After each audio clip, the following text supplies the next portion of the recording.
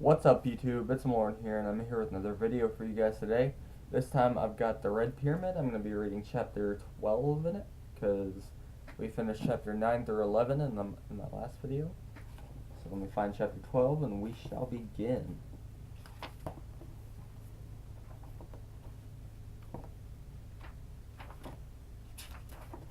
There are a lot of chapters, okay. A Jump Through the Hourglass, chapter 12. Sadie is reading this part. Remember, so just narrators.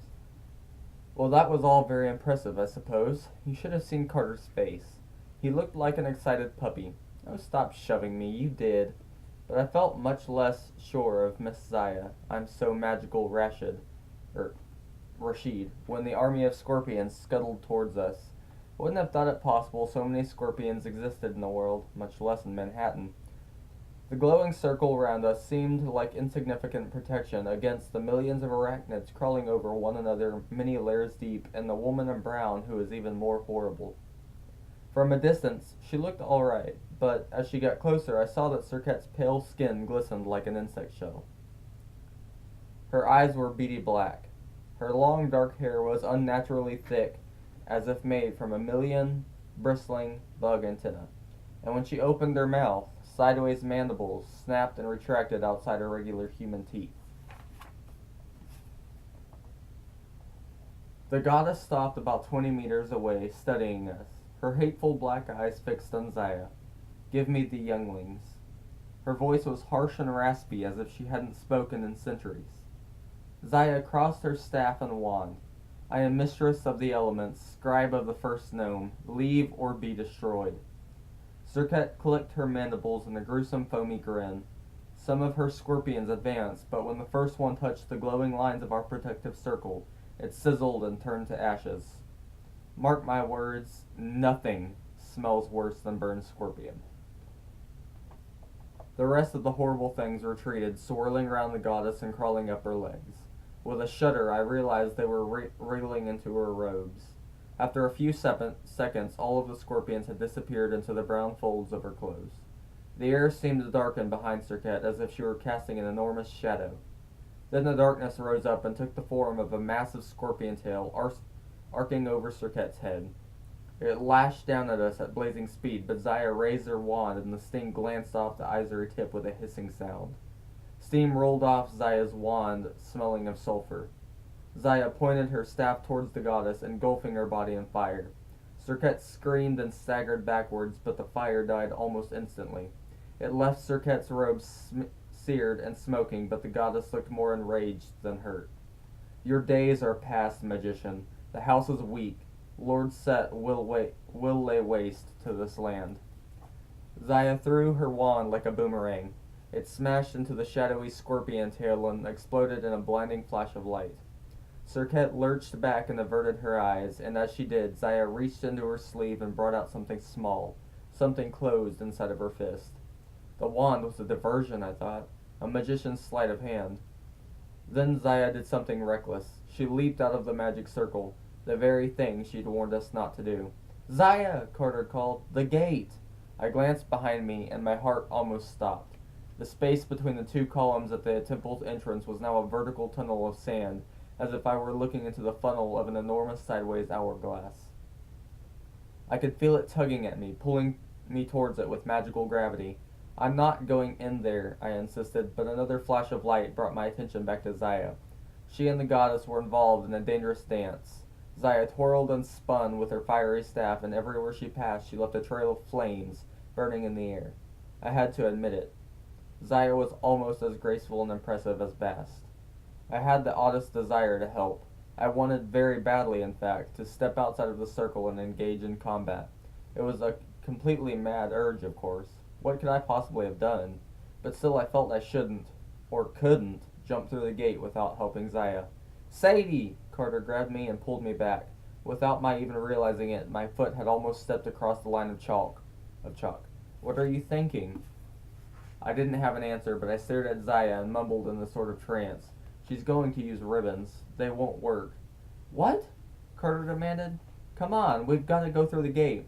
Just then, Zaya opened her fist, and small red tendrils of cloth fluttered into the air. Ribbons. How had I known? They zipped about like living things, like eels in water, and began to grow larger. Sirket was still concentrating on the fire, trying to keep Zaya from caging her. At first, she didn't seem to notice the ribbons, which grew until they were several meters long. I counted 5, 6, 7 of them in all. They zipped around, orbiting Sirket, ripping through her shadow scorpion, as if it were a harmless illusion. Finally, they wrapped around Sirket's body, pinning her arms and legs. She screamed as the ribbons burned her. She dropped to her knees, and the shadow scorpion disintegrated into an inky haze. Zaya spun to a stop. She pointed her staff at the goddess's face. The ribbons began to glow, and the goddess hissed in pain, cursing in a language I didn't know. I bind you with the 7 ribbons of Hathor, Zaya said. Release your host, or your essence will burn forever. Your death will last forever, Sirket snarled. You have made an enemy of Set. Zaya twisted her staff, and Sirket fell sideways, writhing and smoking. I will not, the goddess hissed. But then her black eyes turned milky white, and she lay still. The gate, Carter warned. Zaya, come on, I think it's closing. He was right. The tunnel of sand seemed to be moving a bit more slowly. The tug of its magic did not feel as strong. Zaya approached the fallen goddess. She touched Sirket's forehead, and black smoke billowed from the goddess's mouth. Sirket transformed and shrank until we were looking at a completely different woman wrapped in red ribbons. She had pale skin and black hair, but otherwise she didn't look anything like Sirket. She looked, well, human. Who is that? I asked. The host, Zaya said. Some poor mortal who... She looked up with a start. The black haze was no longer dissipating. It was getting thicker and darker again, swirling into a more solid form. Impossible, Zaya said. The ribbons are too powerful. Sirket can't reform unless... Well, she is reforming, Carter yelled, and our exit is closing. Let's go. I couldn't believe he was willing to jump into a churning wall of sand, but as I watched the black cloud take the shape of a 2-story tall scorpion, a very angry scorpion, I made my decision. Coming, I yelled. Zaya, Carter yelled. Now! Perhaps you're right, the magician decided. She turned, and together we ran and plunged straight into the swirling vortex. Okay, chapter 13, I guess. I faced the killer turkey. My turn. First of all, Sadie's puppy dog comment was totally out of line. This is Carter, by the way. I was not starry-eyed about Zaya. It's just that I don't meet a lot of people who can throw fireballs and battle gods. Stop making faces at me, Sadie. You look like a foo. Anyway, we plunged into the sand tunnel. Everything went dark.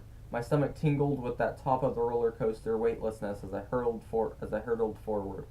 Hot winds whipped around me and my skin burned. Then I tumbled out onto the cold tile floor, and Sadie and Zaya crashed on top of me. Ow! I grumbled. First thing I noticed was the fine layer of sand covering my body like powdered sugar. Then my eyes adjusted to the harsh light. We were in a big building like a shopping mall with crowds bustling around us. No, not a mall. It was a 2-level airport concourse with shops, lots of windows, and polished steel columns. Outside, it was dark, so I knew we must be in a different time zone. Announcements echoed over the intercom in a language that sounded like Arabic. Sadie spit sand out of her mouth. Yuck! Come on, Zaya said. We can't stay here. Struggled to my feet. People were streaming past. Some in Western clothes, some in robes and headscarves. A family arguing in German rushed by and almost ran over me with their suitcases.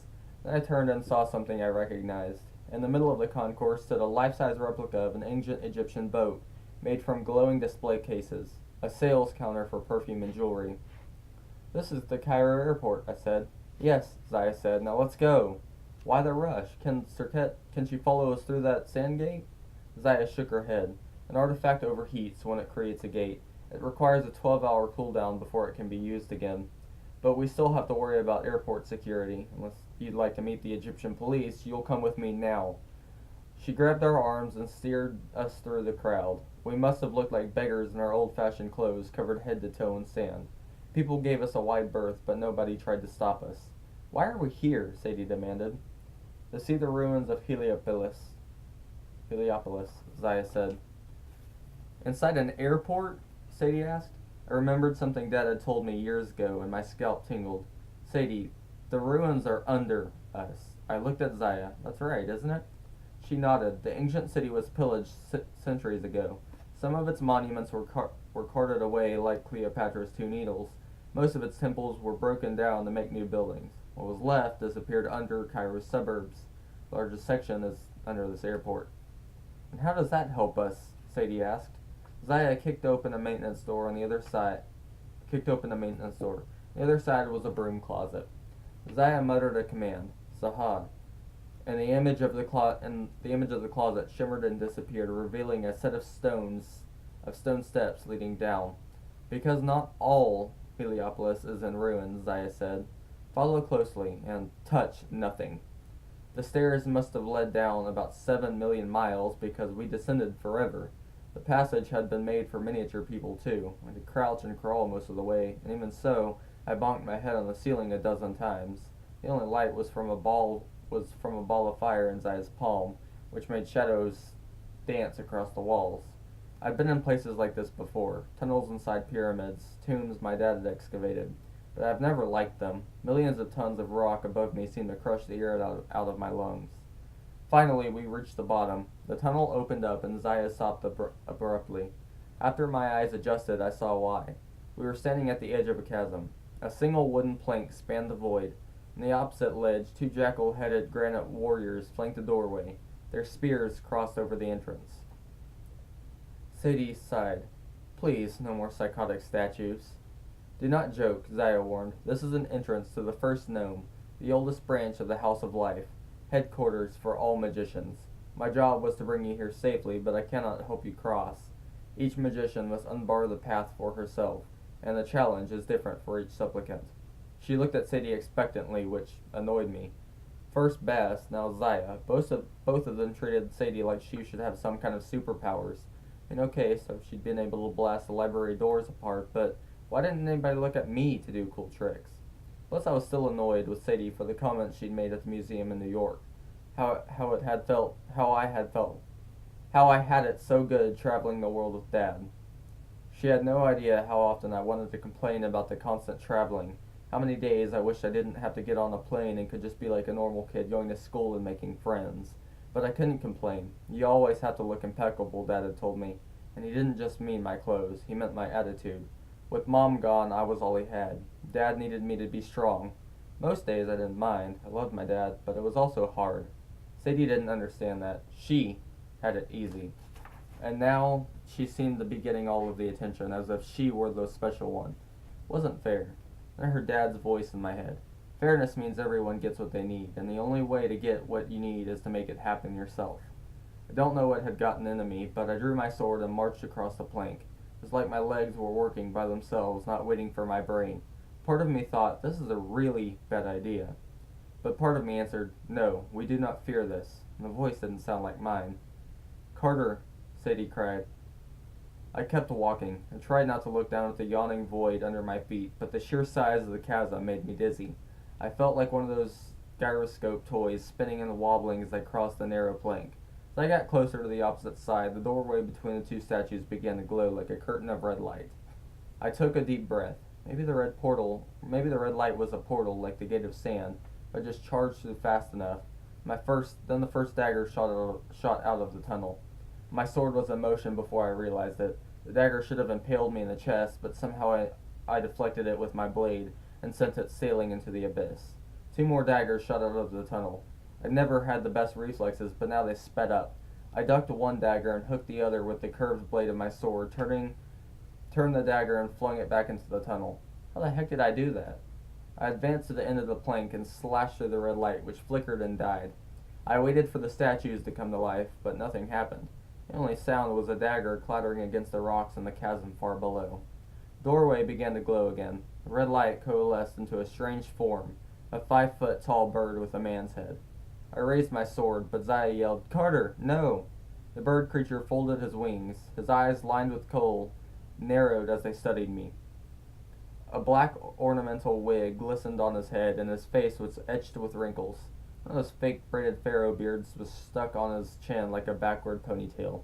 He didn't look hostile, except for the red flickering light all around him, and the fact that from the neck down he was the world's largest killer turkey. Then a chilling thought occurred to me. This was a bird with a human head, the same form I'd imagined taking when I slept in Almos's house, when my soul left my body and flew to Phoenix. I had no idea what that meant, but it scared me. The bird creature scratched at the stone floor, and unexpectedly he smiled. Paris ne soit ne fear, he told me, or at least that's what it sounded like. Zaya gasped. She and Sadie were standing behind me now, their faces pale. Apparently, they'd managed to cross the chasm without my noticing. Finally, Zaya seemed to collect herself. She bowed to the bird creature. Sadie followed her example. The creature winked at me as if we'd just shared a joke. Then he vanished, the red light faded, and the statues retracted their arms, uncrossing their spears from the entrance. That's it? I asked. What did the turkey say? Zaya looked at me with something like fear. It was not a turkey, Carter. It was a ba. I'd heard my dad use that word before, but I couldn't place it. Another monster? A human soul, Zaya said. In this case, a spirit of the dead. A magician from ancient times come back to serve as a guardian. They watched the entrances of the house. She studied my face as if I'd just developed some terrible rash. What? I demanded. Why are you looking at me that way? Nothing, she said. We must hurry. She squeezed by me on the ledge and disappeared into the tunnel. Sadie was staring at me too. All right. What did the bird guy say? You understood it. She nodded uneasily. He mistook you for someone else. He must have had bad eyesight. Because? Because he said, Go forth, good king. I was in a daze after that. We passed through the tunnel and entered a vast underground city of halls and chambers, but I only remember bits and pieces of it. The ceiling soared to 20 or 30 feet, so it didn't feel like we were underground. Every chamber was lined with massive stone columns like the ones I'd seen in Egyptian ruins, but those were in perfect condition, brightly painted to resemble palm trees, with carved green fawns at the top. So I felt like I was walking through a petrified forest. Oh, these were in perfect condition. Fires burned in copper braziers. They didn't seem to make any smoke, but the air smelled good, like a marketplace for spices, cinnamon, clove, nutmeg, and others I couldn't identify. The city smelled like Zaya. I realized that this was her home. We saw a few other people, mostly older men and women. Some wore linen robes, some modern clothes. One guy in a business suit walked past with a black leopard on a leash, as if that were completely normal. Another guy barked orders to a small army of brooms, mops, and buckets that were scuttling around, cleaning up the city. Like that cartoon, Sadie said, where Mickey Mouse tries to do magic and the brooms keep splitting and toting water. A sorcerer's apprentice, Zaya said. You do know that was based on an Egyptian story, don't you? Sadie just stared back. I knew how she felt. It was too much to process. We walked through a hall of jackal-headed statues, and I could swear their eyes watched us as we passed. A few minutes later, Zaya led us through an open-air market, if you can call anything open air underground, with dozens of stalls selling weird items like boomerang wands, animated clay dolls, parrots, cobras, papyrus scrolls, and hundreds of different glittering amulets. Next, we crossed a path of stones over a dark river teeming with fish. Thought they were perch until I saw their vicious teeth. Are those piranhas? I asked. Tiger fish from the Nile, Zaya said. Like piranhas, except these can weigh up to 16 pounds. I watched my step more closely after that.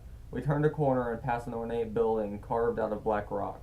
Seated pharaohs were chiseled into the walls, and the doorway was shaped like a coiled serpent. What's in there? Sadie asked.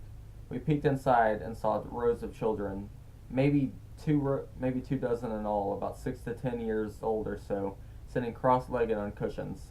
They were hunched over brass bowls, peering intently into some sort of liquid and speaking under their breath.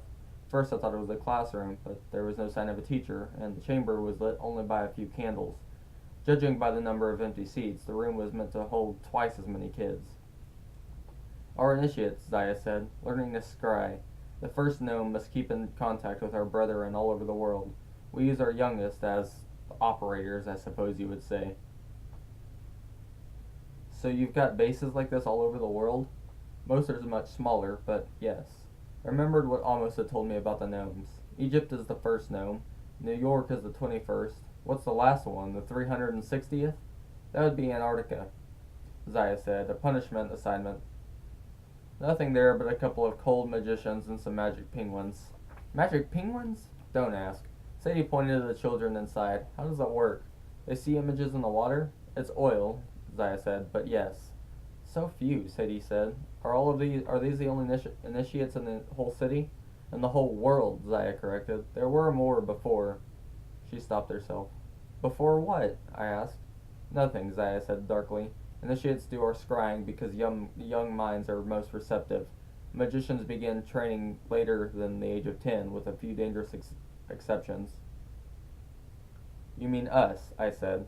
She glanced at me apprehensively, and I knew she was still thinking about what the bird spirit had called me. A good king. It seemed so unreal, like our family name and that blood of the Pharaoh's scroll. How could I be related to some ancient kings? And even if I was, I certainly wasn't a king. I had no kingdom. I didn't even have my single suitcase anymore. They'll be waiting for you, Zaya said. Come along. We walked so far, my feet began to ache.